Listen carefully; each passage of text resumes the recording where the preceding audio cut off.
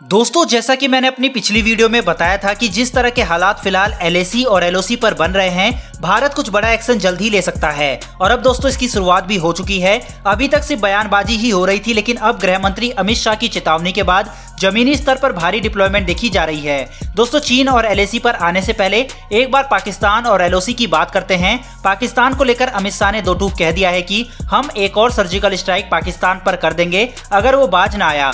दरअसल जम्मू कश्मीर में target killing की वारदातों व एलओसी से आतंकियों की घुसपैठ की कोशिशों के बीच गृह मंत्री का ये बयान आया है। इसके जवाब में पाकिस्तान की तरफ से भी रिस्पांस आया है, जिसमें पाकिस्तान के फॉरेन मिनिस्टर शाह महमूद कुरैशी ने कहा है कि पाकिस्तान पीस लविंग कंट्री है, यानी कि शांति चाहने वाला देश है, लेकिन अगर भारत कुछ ऐसा करेगा तो हम उसे मुंहतोड़ जवाब देंगे। वहीं दोस्तों, अब भारतीय आर्मी ने एलओसी के पास के गांवों को खाली कराना शुरू कर दिया है।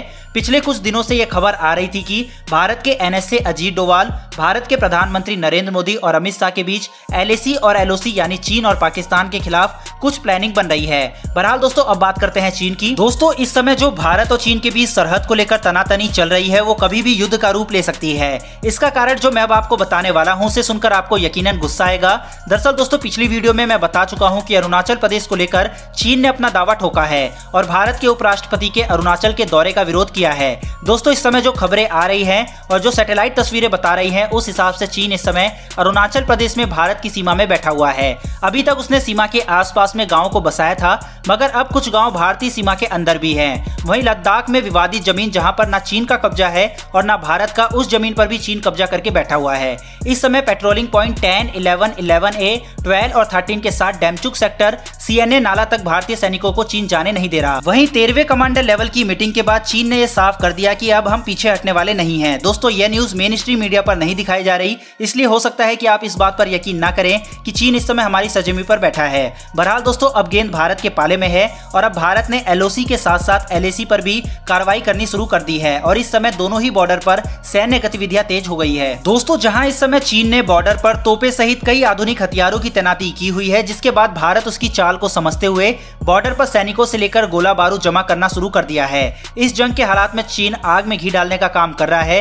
वो कभी युद्ध अभ्यास एलएसी के पास कर रहा है, तो कभी भारत की मिसाइलों को टारगेट करने के लिए S-400 डिफेंस सिस्टम लगाता है और कभी DF-16 हाइपरसोनिक मिसाइलों से भारत को धमकाने की कोशिश करता है। लेकिन दोस्तों, इस बार भारत सरकार और भारतीय फौज चीन को कड़ा जवाब देने की तैयारी कर चुके हैं और अब तो विपक्षी पार्टी के नेता भी चीन को सबक सिखाने की मांग कर रहे हैं। पिछले 30 सालों में भारत जिस तरह से मजबूत हुआ है, उससे पाकिस्तान और चीन दोनों ही डरे हुए हैं। अमेरिका सहित दुनिया भर की तमाम बड़ी एजेंसी यह दावा कर चुकी हैं कि ऊंचाई वाले इलाकों में भारतीय फौज चीन से कहीं ज्यादा ताकतवर है।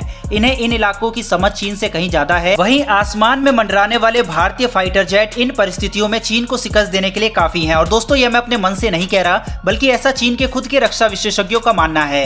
इसका कारण यह है कि भारत को इन ऊंचाई वाले इलाकों में उड़ान भरने का भारतीय पायलटों को दशकों पुराना अनुभव है। वहीं भारत ऐसे इलाके में युद्ध अभ्यास भी करता है।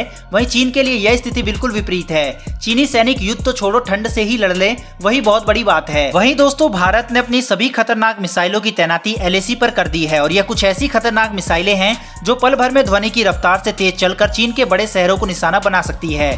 इसमें जो सबसे खतरनाक है और जिससे चीन को सबसे ज्यादा डर लगता है, वो है ब्रह्मोस मिसाइल। दोस्तों, इसको न केवल भारत ने एलएसी पर डिप्लॉय कर रखा है, बल्कि अपने सुखोई विमानों में इंडक्ट भी कर रखा है। यानी कि अगर एलएसी की बात करें तो ये हवा और जमीन दोनों ही जगह से चीन पर कहर बनकर टूट सकती है। वर्तमान समय में चीन के पास ऐसी कोई मिसाइल नहीं है जो ब्रह्मोस को टक्कर दे सके। वहीं दोस्तों, चीन का ये ओल्ड टेक्नोलॉजी वाला S-400 मिसाइल डिफेंस सिस्टम भी ब्रह्मोस का सामना नहीं कर सकता, इसलिए इसको भारत का ब्रह्मास्त्र कह सकते हैं। इसके अलावा दोस्तों, भारत ने अग्नि मिसाइल, आकाश मिसाइल, सौर्य मिसाइल, बराक-1 मिसाइल सिस्टम सहित दर्जनों मिसाइल को चीन से सटी सीमा पर तैनात किया हुआ है। दोस्तों, चीन ने जिस तरह की हरकत अरुणाचल प्रदेश में की है, उससे एक्सपर्ट्स का यह मानना है कि भारत अब कुछ बड़ी कार्रवाई करके चीन को यहां से भगाएगा, क्योंकि दोस्तों, बातों से तो चीन अब मानने वाला नहीं है। वहीं दोस्तों, आज भारतीय सरकार और भारतीय सेना के साथ हम सब एकजुट हैं। पूरा देश चीन को मुंह तोड़ जवाब देने के लिए भारतीय सेना के साथ है। दोस्तों, भारत के इन वीर जवानों के लिए कमेंट बॉक्स में जय हिंद अवश्य लिखेगा और हमारी वीडियो आप तक पहुंचती रहे,